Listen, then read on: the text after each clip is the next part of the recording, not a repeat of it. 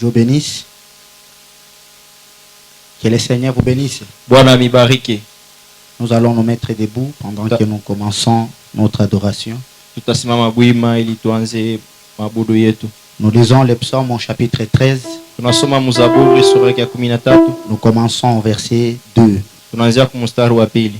Jusqu'à quand, Éternel, m'oublieras-tu sans cesse? Mpaka wakati gani wa milele utanisaulika bila kuchoka? Jusqu'à quand me cacheras-tu ta face? Mpaka wakati gani utanificha uso wako? Jusqu'à quand aurai-je des soucis dans mon âme? Mpaka wakati gani nitaendelea kuwa na manunguniko mnafsi yangu? Et chaque jour de chagrin dans mon cœur. Na kila siku huzuni mumoyo wangu. Jusqu'à quand mon ennemi s'élèvera-t-il contre moi? Mpaka wakati gani adui wangu ataendelea kusimama zidi yangu? Regarde, réponds-moi, Éternel. Angalia na unijibie wa milele. Mon Dieu, donne à mes yeux la clarté, Wa milele pachia macho yangu kuona sawa, afin que je ne m'endorme pas du sommeil de la mort, ili nisilale kwa usingizi wa kifo, afin que mon ennemi ne dise je l'ai vaincu, ili adui wangu ashiseme nimemshinda, et que mes adversaires ne se réjouissent pas si je chancelle. na maadui wangu wapinzani wangu wasifurahikie kama na Teresa. Moi, j'ai confiance en ta bonté, Mie natumaini wema wako, j'ai de l'allégresse dans le cœur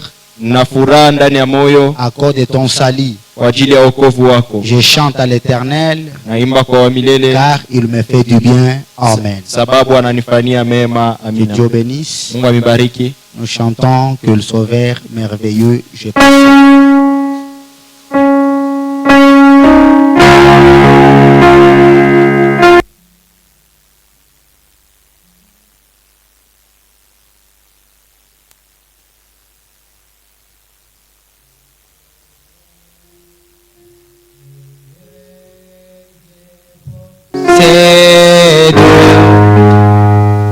il s'est sacrifié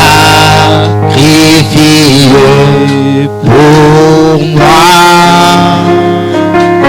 Et sa vie innocente, il se donne pour mourir sur l'infâme croix attaché. À la croix pour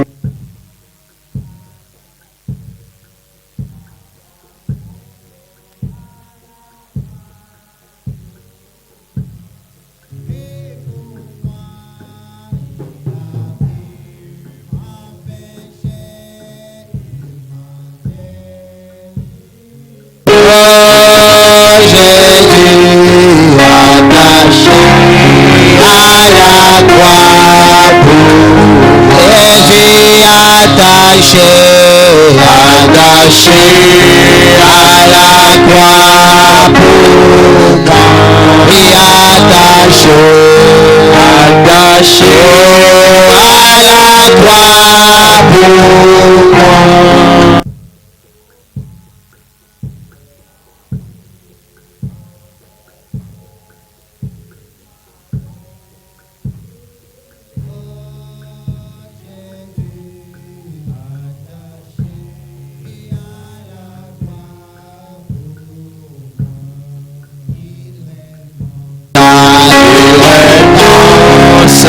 La gloire est céleste.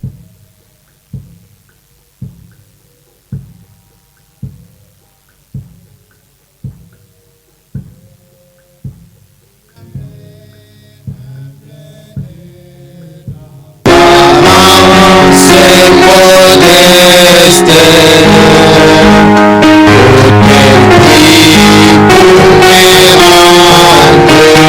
Jésus attaché à la croix pour moi. Attaché à la croix pour moi.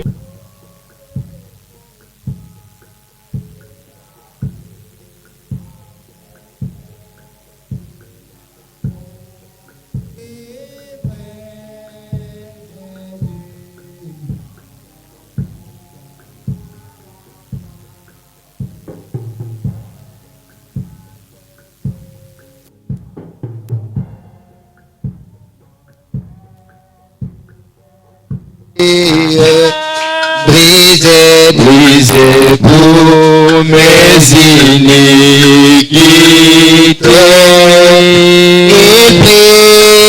il prit Sur lui mes maladies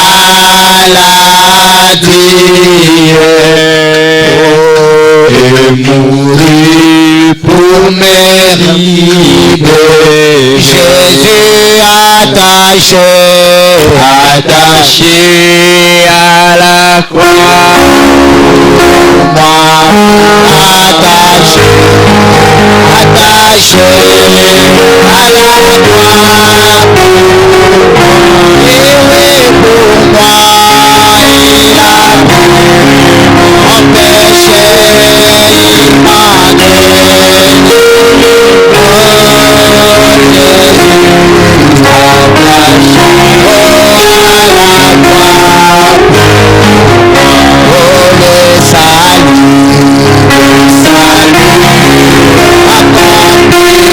Pour ses frères.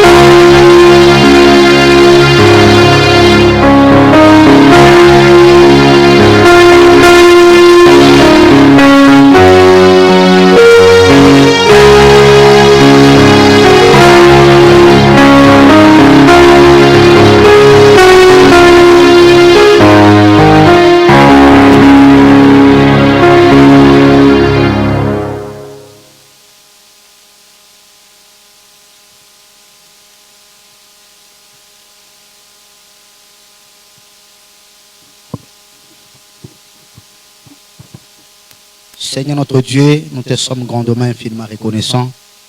Nous te bénissons, Créateur de ceux de la terre, pour cette opportunité que tu viens de nous accorder ce soir. Sois béni, sois glorifié, notre Dieu.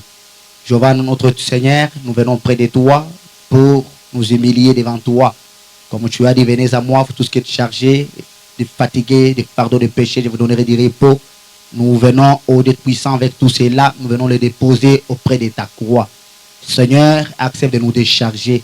Nous demandons de même la purification de nos âmes. Nous demandons, Dieu puissant, le pardon de nos péchés.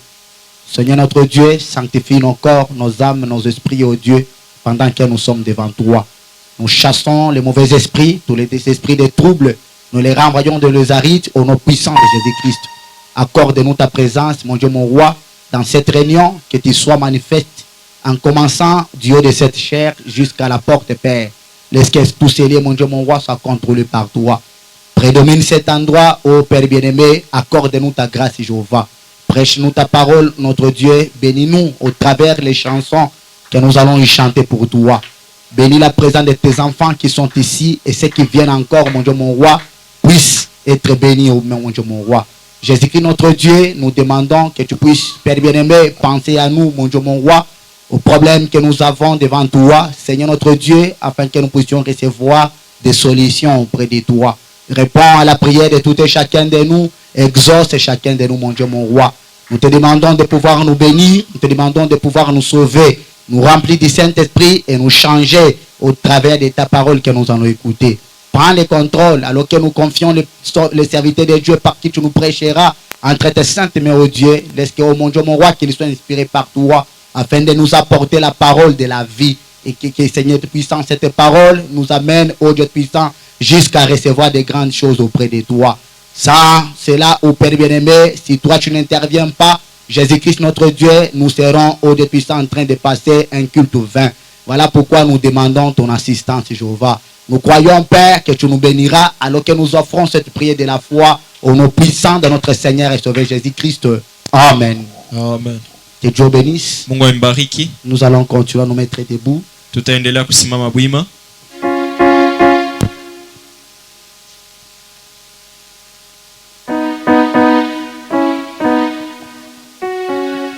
Que le Seigneur Dieu bénisse.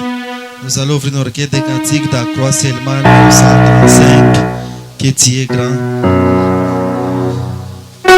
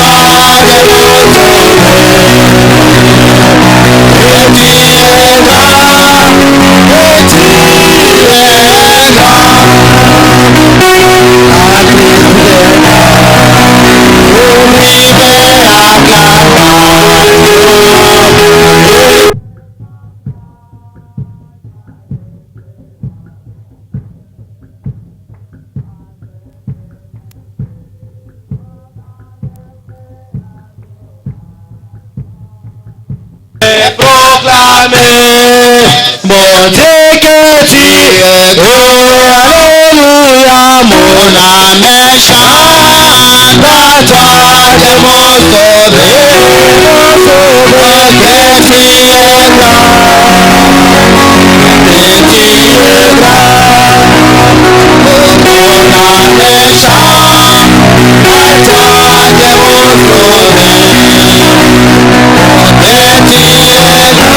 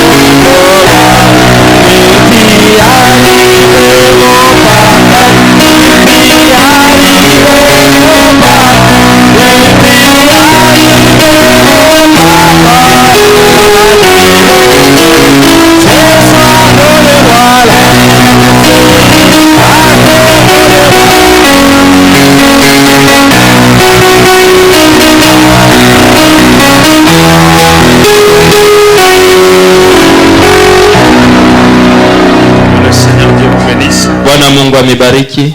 Amen. Amina. Je crois que nous sommes dans la joie une fois de plus ce soir. Nawaza kama tuko mfuraha mara nyingine tena hii jioni. D'être revenu à l'église, que le nom de l'Éternel soit béni. Kwa kuwa mkanisa, jina la Bwana isifiwe. Nous continuons notre lecture de Psaume chapitre 20. Tunaendelea na usomi wetu wa Zaburi 12. Nous lisons le verset 6. Tunasoma mstari wa 6. Nous nous réjouirons de ton salut. Tutafurahikia wokovu wako. Nous lèverons l'étendard au nom de notre Dieu. Tutainua bendera mjina la Mungu wetu. L'Éternel exaucera toute vœu. Wa milele atajibia kila naziri. Amen. Amina. Vous pouvez vous asseoir. Munaweza keti. Que le Seigneur ajoute la bénédiction à la lecture de la parole. Bwana ongeze mibaraka kusomi wa neno. Nous sommes toujours en train de faire une étude de ce chapitre 20. Tungaliki naendelea kufa usomi wa ile sura yake ya 12. Et nous croyons qu'il y a de très grandes choses que nous devons parcourir là-dedans. Na nawazia kuko bitu bikubwa ambavyo tunapaswa kusema mule ndani. Amen. Amina. Ici l'Écriture nous dit, hapa maandiko yanatuambia, nous nous réjouirons de ton salut. Tutafurahikia wokovu wako. Quand Dieu sauve les gens, wakati Mungu anaokoa watu, les gens doivent se réjouir. Watu wanapaswa kufurahikia. Parce que le salut de l'Éternel c'est une bonne chose. Sababu wokovu wa milele ni kitu ya mzuri. L'homme se pose des questions. Unajiuliza swali, comment j'étais dans le monde? Je, nilikuwa mudunia? Mais Dieu m'a sauvé. Lakini Mungu ananiokoa. Alors quand Dieu te sauve, sa wakati Mungu anakokoa, c'est un sujet à se réjouir. Ni tungo ya kufurahikia. On doit se réjouir. Tunapaswa kufurahikia. Un chrétien ne doit pas rester sans la joie. Mkristo apaswa kubakia bila furaha. C'est pourquoi il est dit, ndio kwa maana imesemewa, nous nous réjouirons de ton salut. Tutafurahikia wokovu wako. Nous lèverons l'étendard au nom de notre Dieu. Tutainua bendera mjina la Mungu wetu. Ça veut dire que quand l'Éternel nous sauve, inamaanisha wakati wa milele anatuokoa, un chrétien doit lever l'étendard. Mkristo anapaswa kuinua bendera. Nous devons montrer au monde que nous sommes différents d'eux. Tunapaswa kuonesha kwa ulimwengu kama tuko tofauti nao. Et nous sommes sauvés. Asiti tumeokolewa. Et il y a la manière de ceux qui sont sauvés. Na kuko namna ya wale ambao waliokolewa.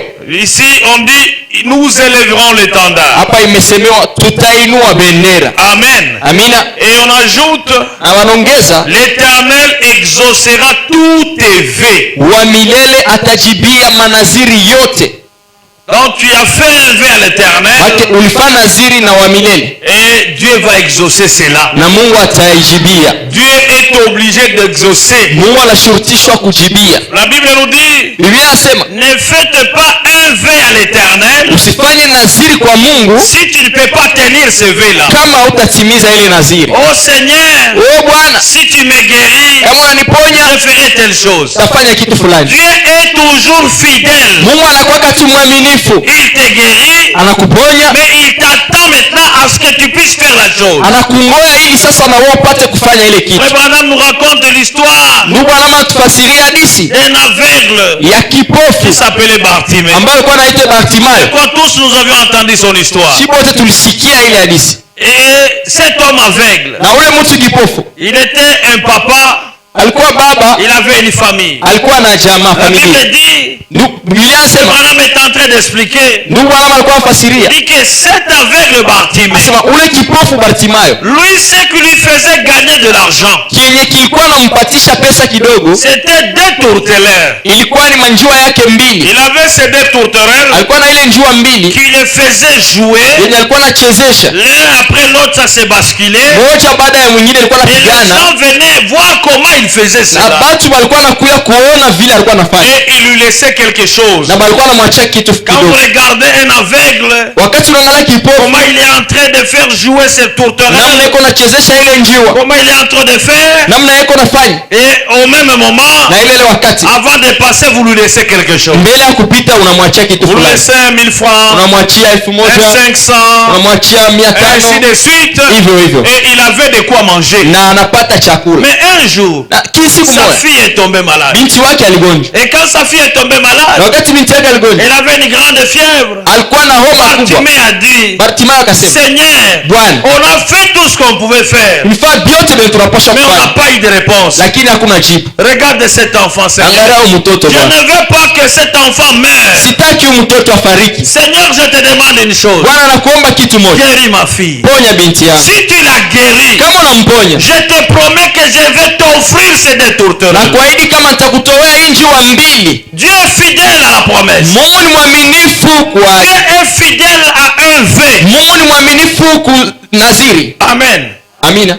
Le lendemain, Baada ya kesho, la fille était complètement guérie. binti aliponyeshwa kabisa. Et Bartimée a dit, Seigneur, Na Bartimayo akasema, je Bwana, t'ai promis ces deux tourterelles. nilikuahidi njiwa mbili, Je vais au temple pour les offrir. naenda kuhekalu Il kukutolea. est allé au temple. Akaenda Il kuhekalu, a offert ces deux tourterelles. akatoa ile njiwa Les mbili. gens ne pouvaient pas les comprendre. Watu hawakuwa namwelewa, Les gens ne pouvaient pas comprendre comment Bartimée, bati hawakuwa naelewa gisi Bartimayo un aveugle, kipofu qui avait que ça pour revenir, mwalikuwa tu na ile ilikuwa namsaidia kipato, mais il les donne à Dieu. lakini anampatia hayo Mungu. Bartimée connaissait l'importance de faire le vœu. Bartimayo alikuwa anajua lazima ya kufanya naziri. Voilà pourquoi la Bible dit, Ndio kwa maana Biblia il inasema exaucera des cieux. atajibia kutoka mbinguni. On recommence. Il Tunaanzua dit, asema l'Éternel exaucera tous tes vœux. wa milele atajibia manaziri zote. Il a donné ces deux tourterelles. Akapana ile Il njiwa va mbili. manger comment? Atakula sasa je? Il a commencé à se débrouiller. Akaanza Les jipiganisha. années sont passées, Miaka inapita, des jours sont passés, masiku inapita, sa femme est tombée malade. mke wake anagonjwa. Bartimée avait un agneau. Bartimayo alikuwa na kondoo. Et cet agneau-là l'aidait, le conduisait. Ule mwana kondoo alikuwa anamsaidia kumuongoza. On dit, Mungu anasema aujourd'hui les gens sont conduits par des chiens. leo watu wanaongozwa na Mais imbwa, à ce temps-là, lakini ile les wakati gens étaient conduits par des agneaux. watu walikuwa wanaongozwa na mwana kondoo. Son agneau l'amenait. Ule mwana kondoo alikuwa Son mpeleka agneau le ramenait à na la alikuwa maison. anamrudisha kunyuma. Mais quand il est tombé Sa malade, wakati anagonjwa, sa femme est tombée malade. mke wake Il anagonjwa, a dit, Seigneur, akasema Bwana, si tu guéris mon épouse, ukiponya mke wangu je vais t'offrir cet agneau. takutolea huyu mwana kondoo. Il n'a pas dit, je vais t'offrir un agneau. Asikusema wewe takutolea kondoo, Il a dit, cet agneau qui me conduit. alisema huyu mwana kondoo mwenye kunyongoza. Dieu qui est fidèle. Mungu alikuwa mwaminifu, Il a dit, la guérison m'appartient. akasema uponyaji ni wa kwangu, Le salut m'appartient. wokovu ni wa kwangu, Parce que nous nous réjouissons de son salut. sababu tunafurahikia wokovu wake. Alors la guérison est là. Uponyaji huko, L'enfant, la femme était complètement guérie. mbibi alikuwa aliponyeshewa kabisa. Bartimée a dit, Seigneur, Bartimayo akasema Bwana, tu as déjà promis dans l'Ancien Testament. nishaahidi mwagano la Il kale, avait dit, ulisema ne fais pas un vœu à kama l'éternel. usifanye naziri kwa wamilele Tu ne peux pas. kama hauwezi kuitimiza. Amen. Amina. Bartimée a dit, je t'ai promis ça. Bartimayo akasema nilikuahidi Il est haya. parti au temple. Akaenda hekaluni, On le voyait aller au temple. wamwona anaenda kwa hekalu. Abraham me dit, Mungu anasema un sacrificateur lui a dit, kuhani mwana mwambie, Bartimée, où est-ce que tu vas? Bartimayo unaenda wapi? Non, je vais au temple. Hapana, mimi naenda kwa Mais il n'y a hekalu. pas service aujourd'hui. Leo hakuna Il ibada. a dit, j'ai promis à Dieu, Sema nilimwahidi s'il Mungu guérissait mon épouse, kama anaponya mke je wangu vais lui offrir cet agneau. namtolea huyu mwana Le kondoo. sacrificateur a dit, Kuhani akasema mais Bartimée, lakini je Bartimayo, vais te donner un autre agneau. nitakupatia mwana kondoo Cet agneau mwingine. ici, Huyu mwana kondoo c'est cet agneau qui t'aide à marcher. ndio mwenye kwa kusaidia kutembea. Bartimée a dit, Bartimayo akasema je n'ai pas promis à Dieu un autre agneau. kumwahidi Mungu mwana kondoo Je lui mwingine, ai promis cet agneau. nilimwahidi huyu mwana kondoo. On ne pouvait pas le convaincre. Hakukuwa mtu wa kumshawishi. Peut-être on pouvait lui apporter des agneaux. Il a Na dit, zingine non, balimuletea mwana kondoo pengine, akasema pana, nilimwahidi promettez huyu. à Dieu, Wakati unaahidi Mungu, tenez cela. timiza hayo. Amen. Amina. Bartimée arrive au temple, Bartimayo anafika kwa hekalu, il y laisse l'agneau, anaacha mwana kondoo, il y retourne. anarudi. Le lendemain matin, Kesho il asubuhi n'a plus de tourterelles, ana na njiwa, il n'a plus l'agneau, ana na mwana il kondoo, se pose des questions. anajiuliza swali, Comment je vais faire? tafanya Comment saje? je vais vivre? Taishi je? Frère Branham me dit, Ndugu anasema il y avait déjà des yeux pour Bartimée. kulikuwa macho kwa ajili ya Bartimayo. C'est alors que le Seigneur Jésus est venu. Ndio maana wakati Bwana Yesu Kristo Et alikuja, Jésus lui a posé la question. na Yesu akamuuliza swali, Qu'est-ce que tu veux que je fasse pour unataka nikufanyie nini? que je puisse voir? Nione tu. Amen. Amina. Et Dieu a exaucé sa Na prière. Mungu akajibia maombi yake. Mais Bartimée Lakini a Bartimayo fait un vœu à l'éternel. alifanya naziri kwa milele. Dieu répond toujours. Mungu anajibiaka. Frère Branham me dit, Niko asema dans la prédication, les rideaux du temps. Vas-y, wakati. Ça s'est prêché ilihubiriwa le 2 mars 1955. tarehe ya pili mwezi wa tatu mwaka Le paragraphe 50, Frère Branham dit ceci. kifungu yake ya 50 Peu importe combien vous êtes pauvre. haijalishi mara ngapi uko maskini. Amen. Amina. Combien vous êtes démunis. Mara ngapi hauna kitu. Unakosewa kabisa. Vous ne serez jamais trop démunis pour que Jésus ne réponde pas à votre invitation. Hawezi kukoselewa paka mkiwango Yesu ashinde kujibia kumwaliko wako. Amen, amen. Amina. Peu importe à quel point vous avez péché. Haijalishi mara ngapi ulifanya dhambi. Ce que vous avez fait, adressez-lui une invitation. Il viendra directement chez vous. Et il y fera ça demain. N'est-ce pas merveilleux? Il va faire ça demain. Ça demeure makao yake. Atafanya makao yake kwako. Ataikala kwako. Il va rester chez toi. Hawezi kuwa masikini umwite Yesu akuya. Tu ne peux pas être pauvre et appeler Jésus qu'il vienne, non. Et ne pas venir. Et qu'il refuse de venir. Il viendra toujours. Atakuya paka. N'importe votre condition. Haijalishi hali yako. Moi je n'ai pas d'argent. Mimi sina pesa. Dieu ne peut pas venir. Mungu hawezi kuja. Dieu ne peut pas me répondre. Mungu hawezi nijibia. Abraham me dit. Mungu anasema. Même si tu es démuni comment? Hata kama unakoselewa na mtu. Fais-lui l'invitation. Umpelekee mwaliko. Il viendra. Atakuya.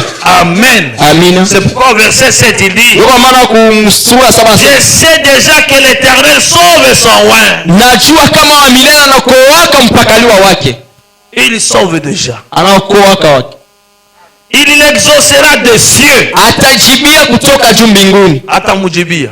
Dieu va t'exaucer. Mungu atakujibia. Ayez toujours confiance en Dieu. Il va exaucer. Amen, amen. Amina. Il va exaucer. De sa sainte demeure. Par les secours puissants de sa droite. Amen. Amina. Dieu va exaucer. Est-ce que vous croyez cela? Que Dieu va exaucer. Ayez toujours confiance en Dieu. Dieu va exaucer. Ne soyez jamais découragés. Branham dit dans la prédication les comptes à rebours. Du 9 février 64. Il dit au paragraphe 179. Venez en étant certain que vous allez obtenir ce que vous avez demandé. Quand nous demandons à Dieu quelque chose, soyez certain. Oh, je demande, est-ce que Dieu répond? Et la bénédiction est déjà là. Nous avions lu le mardi.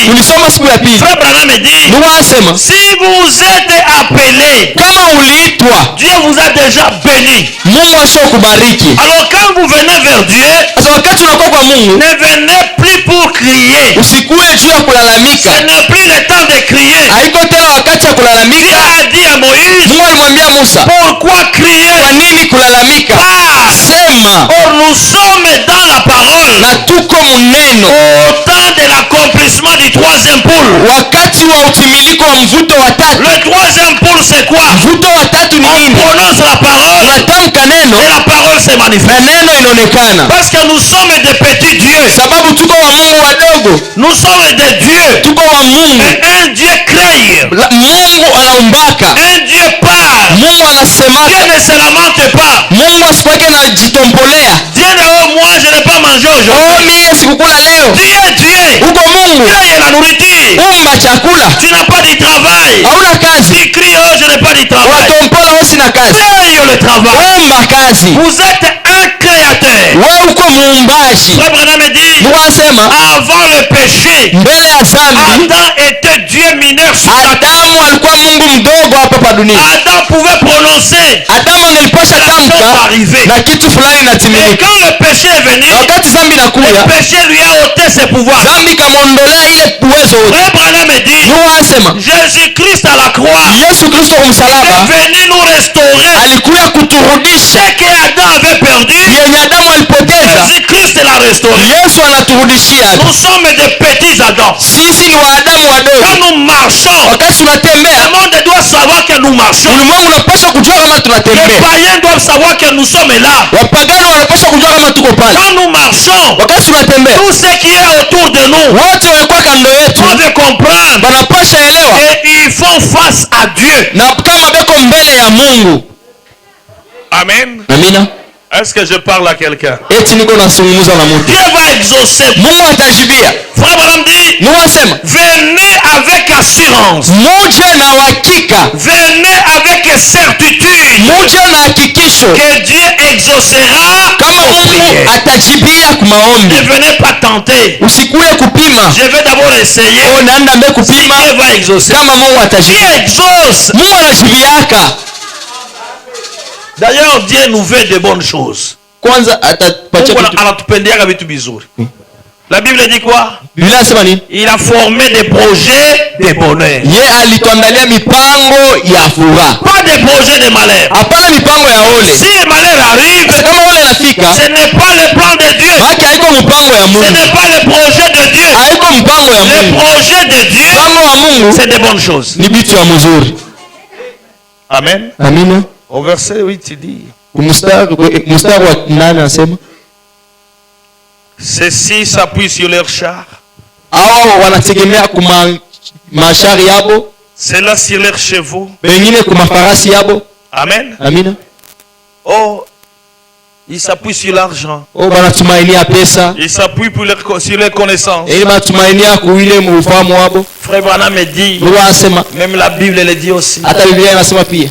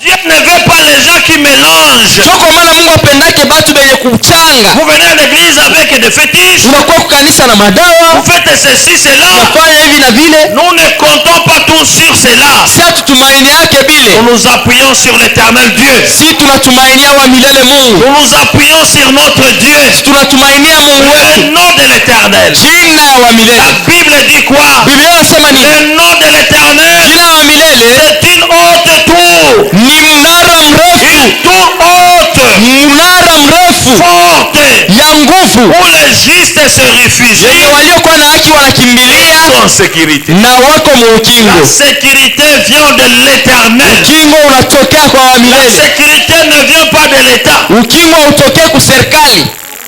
C'est Dieu qui sécurise les gens. Mungu ndio mwenye kukinga watu. Amen. Amina. Ne comptez pas sur les gens. Msitumainie watu. Comptez sur l'Éternel. mtumainie wa milele. Et il plie et il tombe. Na Wow. wao wanaanguka, wanakunjama na wanaanguka. Nous nous tenons fermes. Sie tunashikamana. Pourquoi? Kwa nini? Pourquoi nous nous tenons fermes? Kwa nini tunashikamana? C'est parce que nous avons confiance en Dieu. Sababu tuko na tumaini ndani ya Mungu. Si vous pensez toujours avoir confiance à un homme, Kama unawaza tukukuwa na tumaini ndani ya Mungu, priez unaomba et vous allez tomber. na utaanguka. Nous nous tenons fermes Si tunashikamana et restons debout. na tunabakia bwima. Éternel, sauve le roi. Wa milele anaokoa wafalme Qu'il nous exauce na anatujibie quand nous l'invoquons. sababu tuko na mwalika. Amen. Amen. Il exauce. Yanajibiaka. Amen, amen. Amen. Dieu exauce. Mungu anajibiaka. Frère Branham dit, Ndio asema. est-ce que vous aimez le message? Eti mnapenda ujumbe? Dans la prédication, écoutez-les. Mumahubiri musikie. Ça s'est prêché Ilihubiriwa le 22 mars 1957. tarehe ya 22 Et par mwezi wa 12. tatu kifungu ya 12. Et Christ, Na Kristo, la pensée de Christ doit être dans l'église. mawazo ya Kristo inapaswa kuwa mkanisa. Et la pensée de Dieu était en Christ. Na mawazo ya Mungu ilikuwa ndani ya Kristo. Et de même que l'esprit conduisait Christ, Hivyo hivyo roho ilikuwa inaongoza Kristo, ainsi son esprit doit conduire l'église. ndivyo pia roho yake inapaswa kuongoza kanisa. Et tout ce que Dieu était, Na vyote vyenye Mungu alikuwa il a déversé en Christ. alivimwanga ndani ya Kristo. Et tout ce que Christ était, Na vyote vya Kristo alikuwa il a déversé dans l'église. alivimwanga ndani ya kanisa. Amen. Amina. Toute la divinité de Christ, Mungu wote wa Kristo il a déversé dans cet homme. alivimwanga ndani ya mtu. Et tout ce que celui-ci était, Na vyote vya huyu alikuwa on l'a déversé dans l'église. imemwangiwa pia mkanisa. Amen. Amina. Et tout ce que Christ était, Na vyote vya Kristo alikuwa il a déversé dans l'église. amevimwanga mkanisa. Ainsi, Hivi l'église a la puissance qu'avait Christ. kanisa iko na uwezo ambao ilikuwa na Kristo. L'église a quelle puissance? Kanisa iko na uwezo gani? La puissance qu'avait Christ. Uwezo ulikuwa na Kristo. Christ avait la puissance qu'avait Dieu. Kristo alikuwa na uwezo ambao ulikuwa na Mungu. Il a dit, Akasema, en ces jours-là, kwa ile siku connaîtrez que je suis dans le Père, mtajua kama niko ndani ya que Baba le Père est en moi, na Baba iko ndani yangu, que je suis en vous kama mie pia niko ndani et yenu vous en moi. na nyie ndani yangu. Vous verrez que Dieu habite dans son église, Mtaona kama Mungu iko na keti ndani ya kanisa yake, dans son peuple. ndani ya taifa lake. Le Seigneur voulant, Bwana akipenda, dimanche prochain, siku ya Mungu ijayo j'aimerais en parler. mimi nitasemea Ou hapo plutôt demain soir. au kesho magharibi, Pour montrer que Dieu habite dans son église. juu ya kuonesha kama Mungu anaketi ndani ya kanisa lake. Aujourd'hui, Dieu se trouve où? Leo Mungu anapatikana wapi? Dans l'église. Ndani ya kanisa. L'église, ce n'est pas ce bâtiment. Kanisa sio hii jengo, L'église, ce n'est pas ce micro. kanisa sio hii mic, L'église, ce n'est pas tout ce que vous voyez là. kanisa iko vyote vya Mungu naona. L'église, c'est vous et moi. Kanisa ni wewe na mimi. Ça veut dire que quand je marche, Unasema wakati natembea c'est Dieu qui marche. ni Mungu ndio Quand anatembea, je parle, wakati nasema c'est Dieu qui parle. Mungu ndio anasema. Amen. Amina. C'est pourquoi quand quelqu'un comprend cela, Kwa maana wakati mtu anaelewa hiyo, il est dans une grande dimension. eko mkiwango kikubwa. Cette grande dimension, Ile kiwango kikubwa il ne peut pas haïr son frère. hawezi kuchukia ndugu yake. Pourquoi il ne peut pas haïr? Kwani hawezi chukia? Parce que la divinité habite en lui. Sababu umungu unaketi ndani yake. Et quand la divinité habite en Na vous, wakati umungu unaketi ndani il a yako, dit, Yesu alisema tout ce que vous demanderez, yote vile mtaomba le Père va l'exaucer. Baba atabitimiza. Il arrive des fois que nous prions et Dieu ne répond pas. Tunafikia mara tunaomba na Mungu ajibie. Il faut regarder est-ce que la divinité est en vous. Inabidi kuangalia eti umungu uko ndani Parce yako. que vous devez être en connexion avec le Seigneur. Sababu unapaswa kuwa mu connection na Mungu. Jésus doit être en vous. Yesu anapaswa kuwa ndani Vous yako. aussi en Jésus. Na niye pia ndani ya Yesu. Vos pensées deviennent ses pensées. Mawazo yenu inakuwa yake. Vos paroles deviennent ses paroles. Misemo yenu inakuwa yake. Votre façon d'agir. Namna yenu ya kutenda. Dieu qui agit en vous. Mungu ndio anatenda ndani yenu. Voilà pourquoi Paul pouvait dire, Kama Paulo angelisema, ce n'est plus moi qui vis, haiko tena mimi mwenye kuishi, Christ qui vit en moi. Kristo ndio mwenye kuishi ndani Ça veut yangu. dire quoi? Inamaanisha nini? Ma vie à moi Maisha yangu mie est déjà morte. ishakufa. Et je laisse Christ vivre sa vie en moi. na mimi naacha Kristo aishi maisha yake ndani yangu. Frère Branham dit ceci. Mungu anasema hivi, Maintenant nous voyons que Dieu, sasa tunaona kama ou Mungu plutôt Christ, au Kristo, chaque action qu'il a fait kila tendo ambalo alifanya sur terre, dunia, il y avait une réunion, une raison à cela. kulikuwa sheria ya ile Shabbat. Shaba. Pourquoi il faisait ça? Juu ya nini anafanyia hivi? Quand toi tu injuries quelqu'un, pourquoi tu l'injures? Wakati wewe unatukana mtu, jua Quand toi unafanyisha tu fais hivi. ça, pourquoi tu fais ça? Wakati unafanya hivi, jua unafanya hivi. Il y a toujours une raison. Unakuwa tu sababu. Frère Branham dit ceci. Mungu anasema hivi, Maintenant, sasa parfois Dieu s'est réuni avec un groupe d'hommes, mara nyingine Mungu anajikusanyikaka na kundi ya watu, en grand nombre. kundi ya watu wengi. Dieu peut se réunir dans un grand nombre. Mungu anaweza jikusanyika mkundi ya watu wengi. Une fois, il s'était réuni avec 500 frères. Kwa mara nyingine alijikusanyaka na watu 500. Une autre fois, Mara nyingine il s'était réuni avec 12. alijikusanya na 12. Ensuite, Baadaye il s'est réuni parfois avec 3. akajikusanya mara nyingine na Et watatu. parfois avec juste un homme. Mara nyingine tuna mtu mmoja. Ainsi, Hivi cela importe peu que nous soyons en grand nombre ou en petit nombre. ile haijalishi kama tuwe wengi au wadogo. C'est pourquoi ne regardez pas au nombre de Kwa gens. maana msiangalie hesabu ya watu. La Bible dit, Biblia inasema là où 2 ou 3 sont réunis en mon nom, wenye wawili au watatu wanajikusanya mjina langu, takuwa kati yao. Frère Branham dit, Mungu anasema quelle belle promesse ahadi gani ya pour mzuri les croyants. kwa sie waaminifu. Oh, peut-être Dieu n'est pas là. Oh, saa zingine Mungu Vous êtes à hana. combien? Mko bangapi? 2 ou 3. Wawili au C'est watatu. que la présence de Dieu est là. Maana uwepo wa Mungu uko pale. Et tout ce que vous demanderez, Na vyote vya mtaomba, croyez que vous le verrez. mwaminie kama Ça mtaviona va s'accomplir. vitatimilika. C'est pourquoi ne vous découragez pas. Kwa maana msifadhaishwe. Frère Branham dit, Mungu anasema il peut être là où il y a beaucoup de gens. anaweza kuwa penye kwa watu Là où il y a mingi, 500 personnes. penye kwa watu 500, Là où il y a 3 personnes. penye kwa watu batatu, Là où il y a même une personne. hata penye kwa mtu mmoja. Pourquoi même dans ta chambre, Ndio kwa maana hata mchumba wako tu peux fermer la porte. unaweza funga mlango, Tu appelles Dieu. unaita Mungu na unamwona Il anashuka, va être réel. atakuwa pale wa kweli. Ne vous découragez pas. Msifadhaike. Prenez vos maisons. Hata manyumba yenu, Prenez vos maisons. mchukue manyumba yenu, Mettez-les comme des maisons de prière. uitie kama nyumba ya maombi, Où Dieu peut aussi descendre. kwenye Mungu anaweza shuka, Où Dieu peut aussi te parler. kwenye Mungu anaweza kusemea. Frère Branham dit, Mungu anasema quand vous êtes à la maison, wakati uko vous nyumba avez prié, unaomba, vous avez arrangé des choses, unatengeneza vitu et que vous venez à l'église, na unakuwa ukanisa, le prédicateur qui monte en chair, mhubiri anapanda kumimbari, il vient devant une assemblée de gens qui a prié. anakuta mbele ya maskani ya batu penye komba, Dieu va faire quelque chose. Mungu atafanya kitu fulani. C'est vous qui amenez Dieu à l'église. Mwanzo mko namuleta Mungu kukanisa. Oh, il n'y a pas d'onction. Oh, hakuna upako C'est toi leo. qui n'as pas d'onction. Mwanzo una upako. Oh, aujourd'hui Dieu n'était pas là. Oh, leo Mungu C'est toi qui asikuweko. ne l'as pas amené. Mwanzo kumuleta. Dieu n'est pas tenu de rester dans ce bâtiment. Mungu hashurutishwi kubakia mwingi Dieu jengo. est dans le cœur de chacun de nous. Mungu yuko mumoyo ya kila mmoja wetu. Aujourd'hui, les trônes de grâce et de Leo kiti ya enzi ya neema ya se Mungu trouvent dans le cœur de l'homme. inapatikana ndani ya moyo wa mwanadamu. C'est pourquoi nous pardonnons le péché. Ndio kwa maana tunasamehe dhambi. Nous pardonnons le péché. Tunasamehe dhambi. Amen. Amen. Amina. Est-ce que vous croyez à cela? Esi munaaminia hili? Les trônes de grâce. Enzi ya neema. Kiti kia enzi kia neema. Kiti kia kusamehe dhambi. Pour pardonner le péché est dans le cœur du frère. Ici. Hapa. Amen. Amina. On va vous lire ça dans le message Les trônes.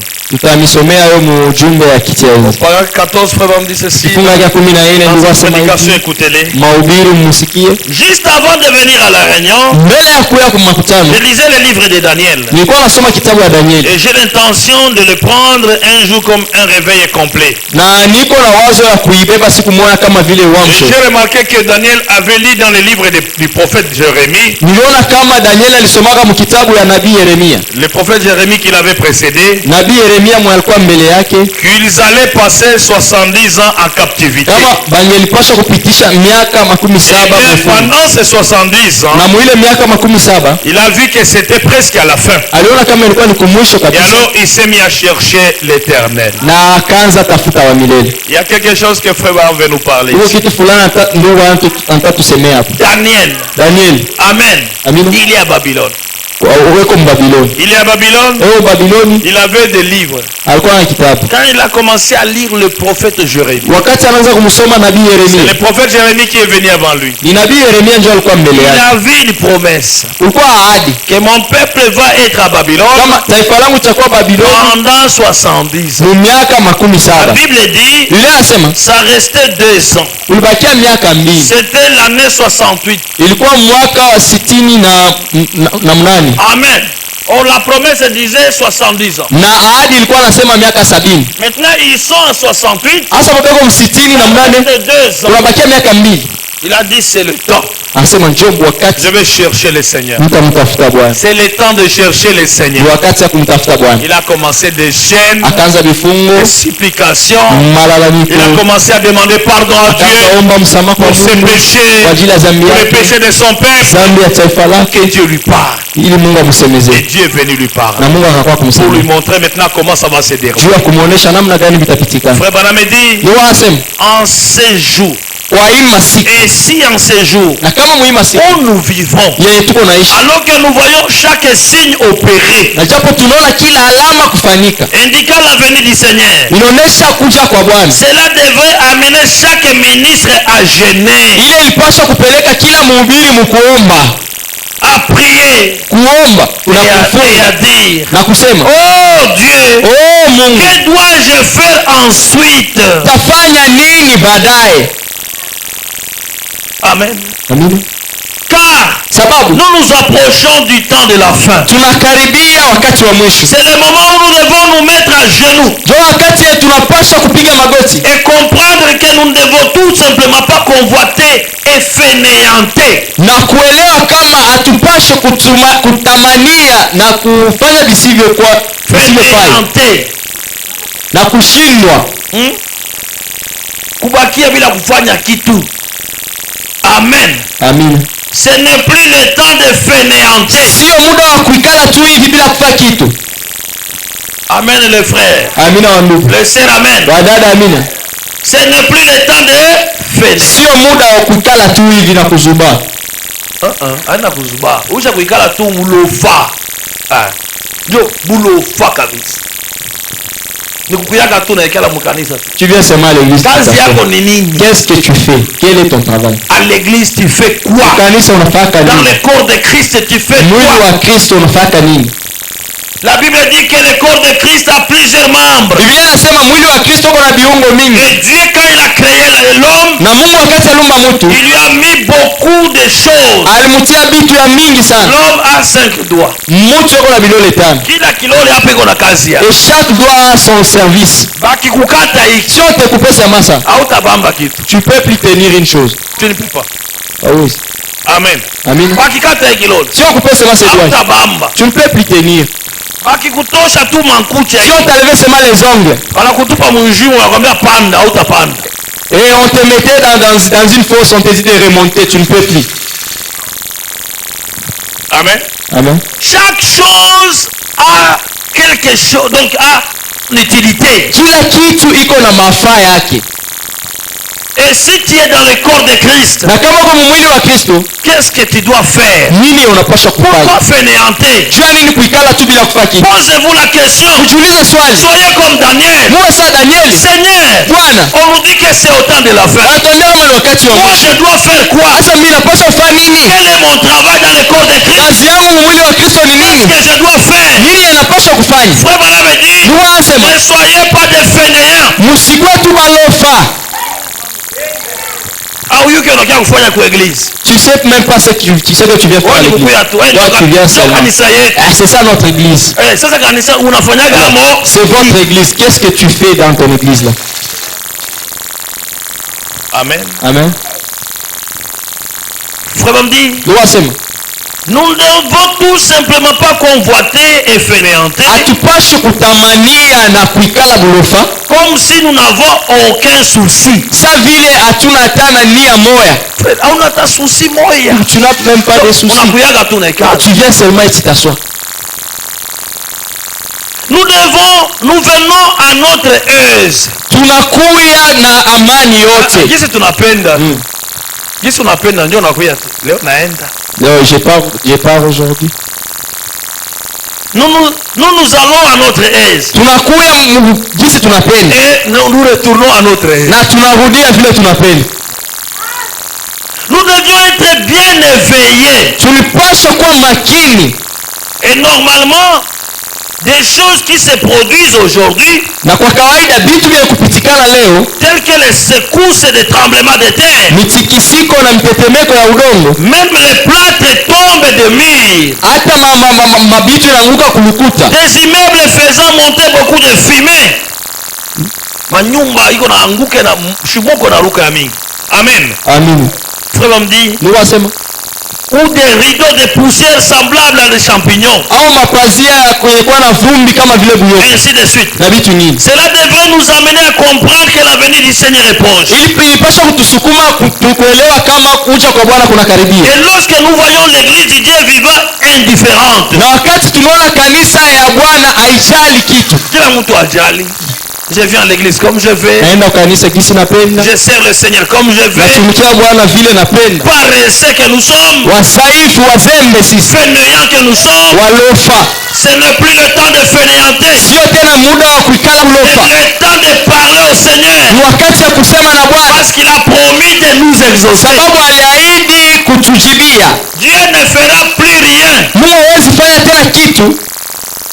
Nous sommes à la fin. Tuko mwisho. C'est le temps où Satan travaille actuellement. Ni wakati ya shetani anatumika sana. C'est le temps où Dieu aussi travaille actuellement. Ni wakati pia Mungu anatumika sana. Parce que nous sommes au temps de la prolongation. Sababu tuko wakati wa nyongezo. Les gens qui ont joué le match, ils savent cela. Wale walicheza kabumbu wanajua hiyo. Dede. Maki mbili 90 minutes. Baada ya ile dakika on a terminé le match. Tunamaliza kabumbu. Est-ce qu'on va vous laisser sortir? Est-ce tutamiacha tu mtoke vile? L'arbitre dit arbitre anasema prolongation de 15 minutes. Nyongezo ya dakika 15. Voyons si quelqu'un va gagner, quelqu'un va gagner l'autre. Tuone kama mmoja atawina mwenzake. Commencez comme ça. Na njoo vile. C'est le temps où Satan et Dieu combattent sérieusement. Ni wakati ambao Mungu na shetani wanapigana kabisa. Ukizubala. Si tu es seulement distrait, si tu restes distrait, shetani anakuingia. Le diable va prendre possession. Ukifanya bien Mungu anaingia. Si tu agis très bien, Dieu va entrer. Donc chacun d'eux est en train de chercher où est-ce qu'il va œuvrer. Amen. Amen. Et lorsque nous voyons l'église du Dieu vivant indifférente, et passionnée pour le monde, ayant perdu son amour pour Christ, pour devenir tellement dénominationnel, avec des barrières et les restes au milieu de nous, cela devait nous être des bornes kilométriques. Faire comprendre que nous sommes à la fin de la route. Amen. Amen. Frère dit, j'ai remarqué qu'à Jérusalem, il n'y a pas longtemps, cette étoile à 6 pointes de David, le plus ancien drapeau du monde, flotte de nouveau pour la première fois depuis 2500 ans. On voit les Juifs revenir, disant, où est le Messie? Toutes ces choses indiquent que c'est le temps de la fin. Et nous sommes juste ici en Amérique. Au lieu d'avoir nos têtes plongées dans la Bible, la Bible de Dieu pour l'étudier, nous collons nos têtes à une télévision quelque part. Pour voir qui est Ekie Msuzi. juu ya kwenda kuona Suzi ni Une nani futilité de ces au gens. mabitu moya ya vile vile, Et nous restons à la maison na tunabakia kunyumba au lieu d'aller à la réunion de prière. bahari ya kwenda kumkutaniko wa maombi. Et voilà la condition dans laquelle l'Amérique se trouve. Naona hali ambayo Marekani inajikuta. Voilà la condition dans laquelle Isop Tabernacle se trouve aujourd'hui. Ona leo hali ambayo Izopi inajikuta. Les gens ne viennent pas à l'église. Watu hawakui kukanisa, Ils sont dans des futilités. eko mubitu ya Ils burebure, ne regardent pas les informations. abangalie mahabari, Suivez les informations. mufate mahabari. Regardez comment Israël est en train de combattre les Palestiniens. Mwangalie gisi Israeli iko napigana wa Palestine. Amen. Amina. C'est le temps de la fin. Ni wakati wa mwisho. Nous sommes au temps de la fin. Tuko kwa wakati wa mwisho. Là où chacun de nous devait plonger sa tête dans Ni les wakati Écritures. ambao kila mmoja wetu alipaswa kuzamisha kichwa yake mu maandiko. Chaque jour on te trouve en train de lire les brochures. Kila siku wanakukuta unasoma Ah brochure. oui, oui, c'est ce que la Bible a dit. Ndio vile Biblia C'est ce ilisema, que le prophète a dit. vile nabii Nous anasema sommes au temps de la fin. tuko wakati wa Je mwisho. dois me préparer comment? Sasa napaswa kujiandaa namna gani? Amen. Amina. Mais nous sommes là Lakini tuko en train pale, de regarder autre chose. tuko naangalia tu vitu vingine. On est là. Tuko pale, C'est que nous parlons. ndio tuko Nous nasema. parlons que de tels frères. Tuko nasema tu juu ya ndugu Nous parlons fulani. de telle église. Nous Tunasemea juu ya kanisa parlons de fulani. telle sœur. Tunasemea juu ya dada Ne fulani. parlons plus de gens. Tusisemee tena juu ya batu. Ne parlons plus de ce qui se passe. Tusisemee tena juu ya vyenye kufanyika. Parlons de la promesse du jour. Tusemee juu ya ahadi ya siku. Qu'est-ce que vous voyez? Nini ye munaona?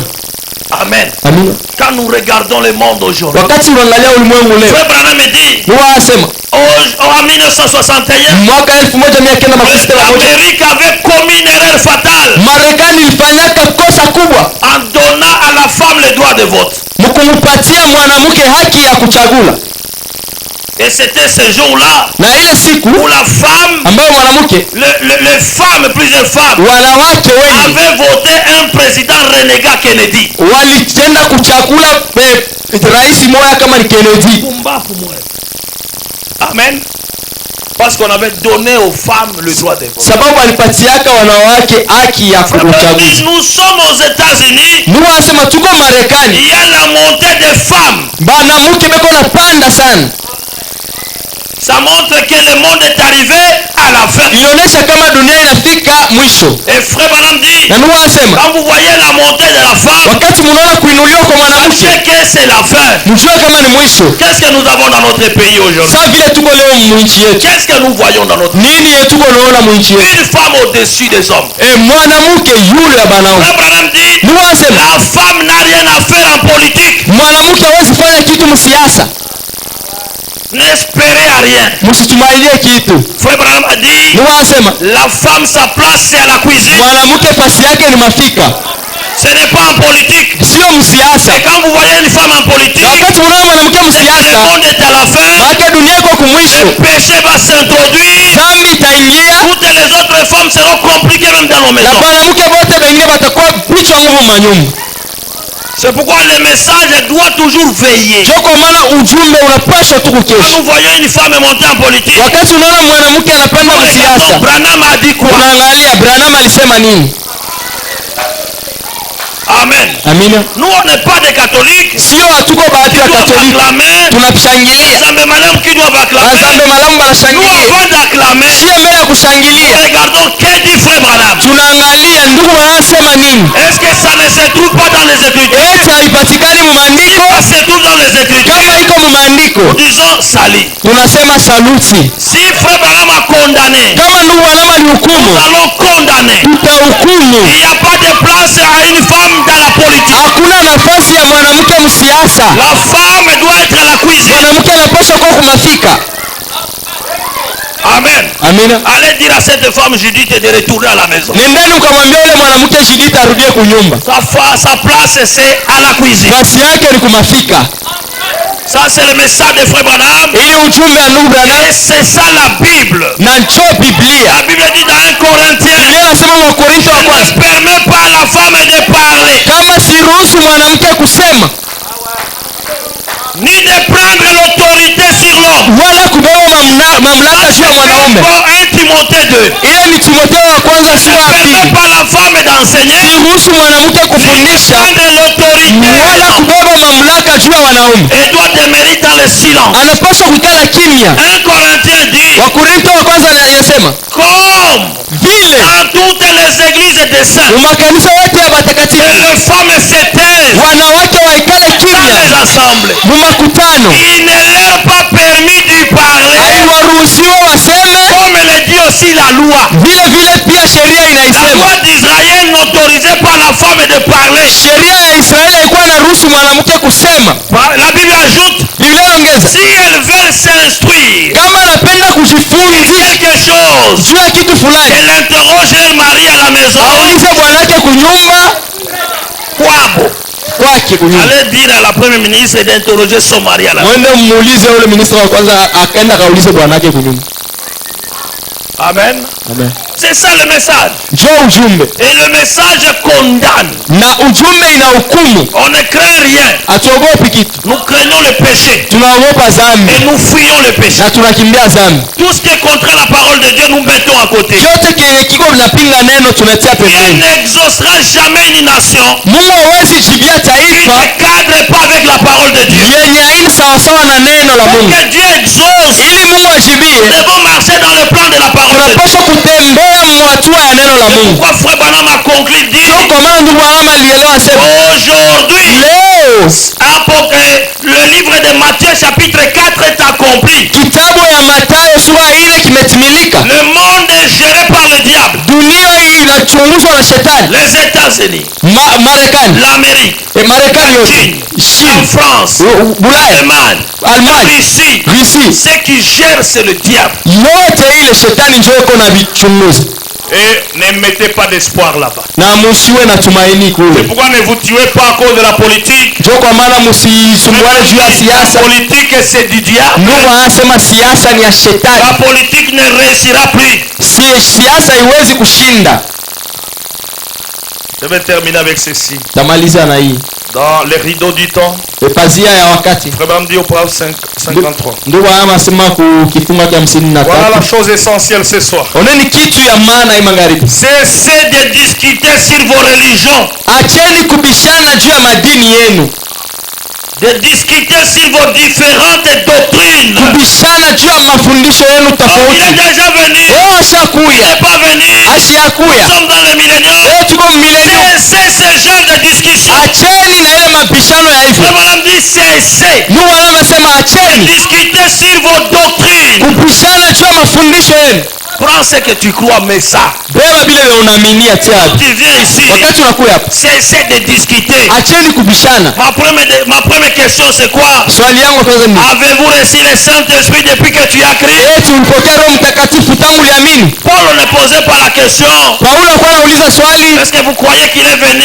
eti unaaminia kama Qu'il n'est shakuya? pas venu? Oh, Les hayakuya. données sont révélées. Oh, mihuri Ou ne ishafunuliwa. sont pas révélées. Oh, La hayafunuliwa. polygamie. Oh, kuoa mabibi mingi au kuoa bibi Paul moja. posait la question. Paulo alikuwa anauliza swali, Avez-vous reçu le Saint-Esprit? eti mlipokea Roho Depuis que Mtakatifu vous avez crié. tangu mliamini?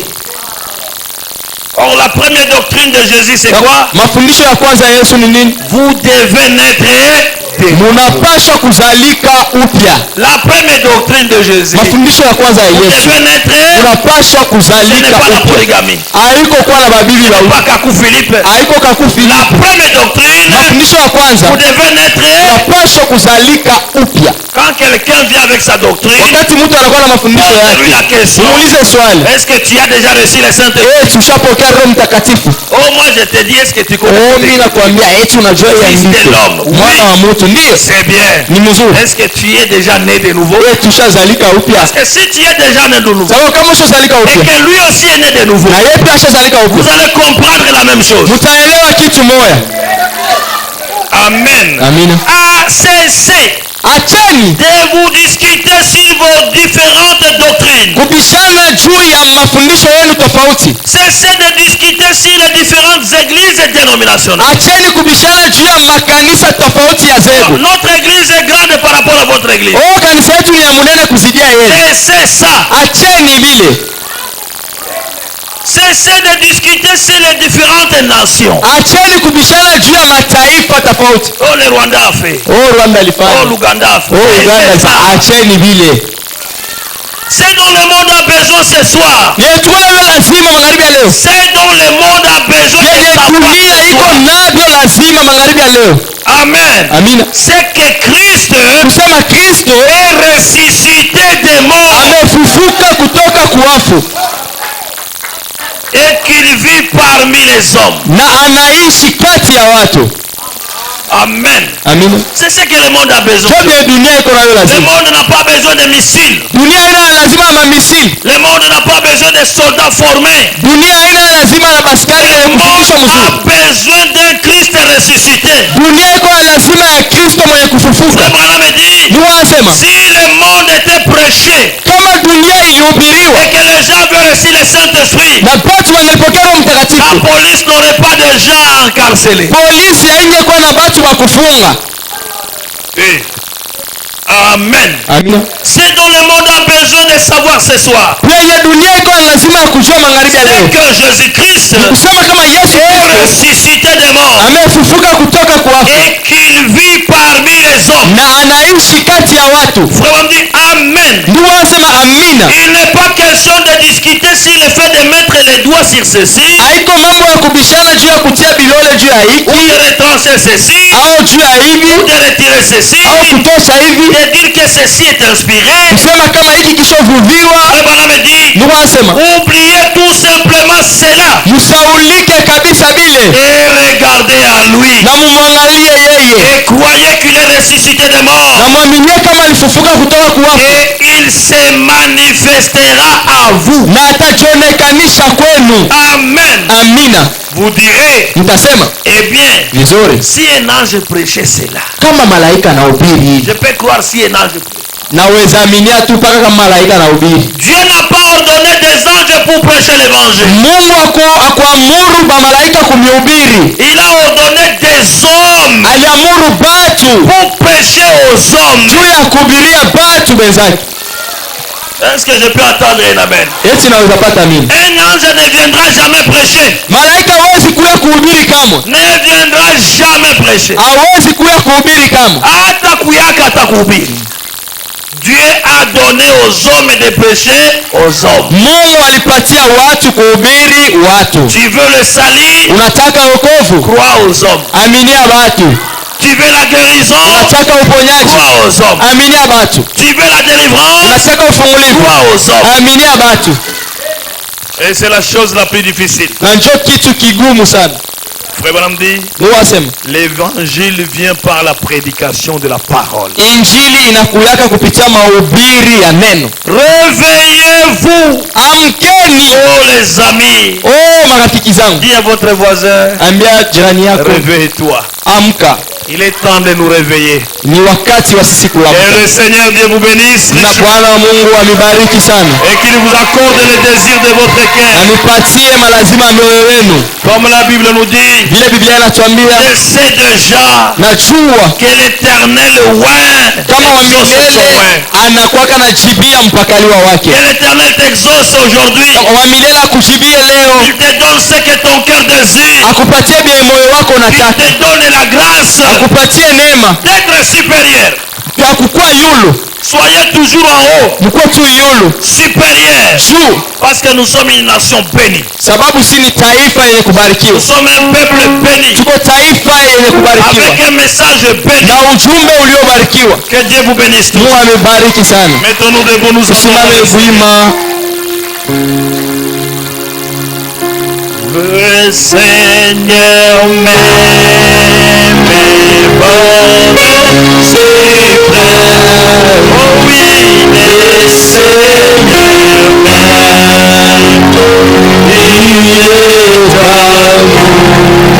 oui, j'ai rêvé toujours, le Seigneur m'aime, le Seigneur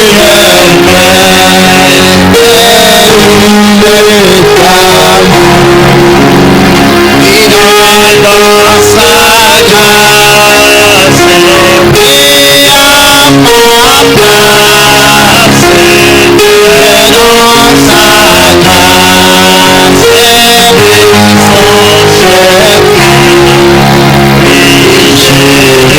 chef, oui, j'ai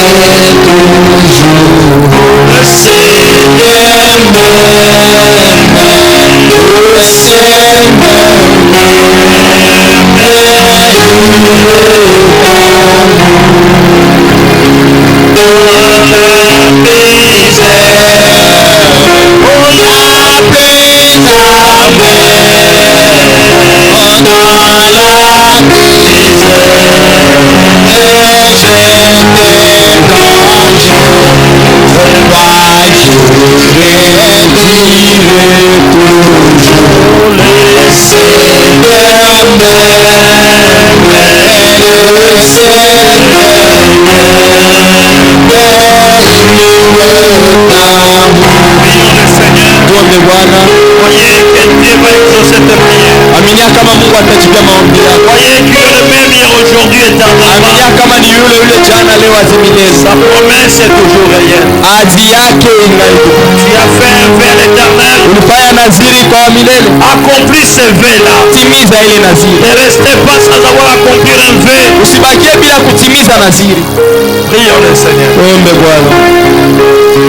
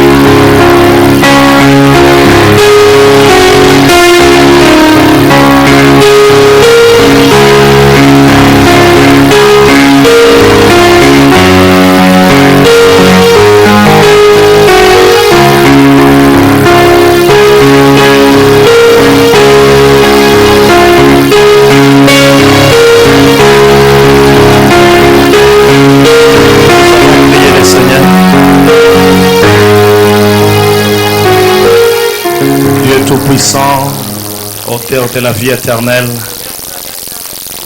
ce soir, après avoir écouté ta parole, nous te sommes infiniment reconnaissants. Tu as dit que tout ce que vous demanderez en priant en mon nom, croyez que vous l'avez reçu et vous le verrez s'accomplir. Nous venons vers toi, ô notre Dieu, parce que tu es merveilleux, parce que tu ne changes jamais. C'est pourquoi nous nous abandonnons à toi entièrement.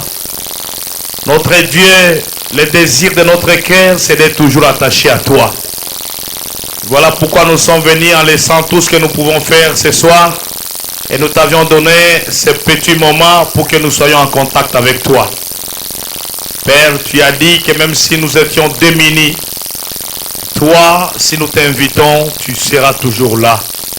C'est pourquoi nous t'invitons encore ce soir, dans chaque maison, dans chaque famille et dans chaque cœur, pour que tu puisses faire ta demeure, tu puisses faire votre tabernacle, tu puisses tabernacler dans chacun de nous, Seigneur.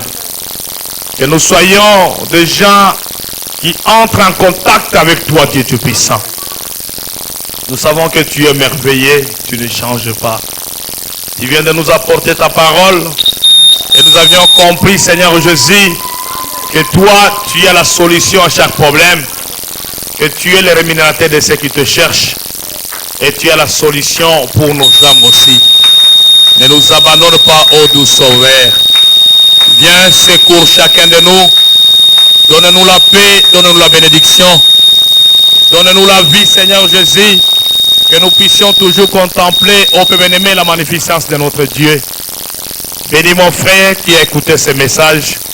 Bénis ma sœur qui a écouté ce message. Donne-nous la paix, Seigneur Jésus. Exauce nos prières. Au-delà de nos capacités, nous savons que tu es Dieu. Ceux qui sont malades, qu'ils soient guéris, Seigneur. Il y a d'autres malades à la maison, nous demandons la guérison au nom de Jésus-Christ. Nous venons vers toi, nous avons confiance en ton nom, que toi qui exauces la prière, tu es capable encore de nous soutenir. Tu es encore capable de nous donner la vie, de nous donner la victoire. Bénis chacun de nous, Seigneur Jésus. Restaure mon frère, restaure ma soeur, restaure cette église, donne-nous la paix en tout et pour tout, Jésus. Nous nous abandonnons à toi, nous croyons que tu feras de grandes choses pour nous.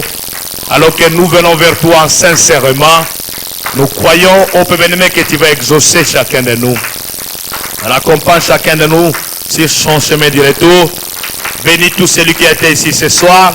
Bénis chaque frère, chaque soeur, chaque serviteur de Dieu, chaque office de notre église. Que tout soit béni par toi. Bénis, Père bien-aimé, la marche de l'église, alors que nous nous abandonnons à toi entièrement. Bénis nos dîmes, bénis nos offrandes, au nom puissant de Jésus-Christ. Amen. Que Dieu vous bénisse richement. Nous sommes arrivés à la fin de ce service. Nous rentrons dans la paix du Seigneur.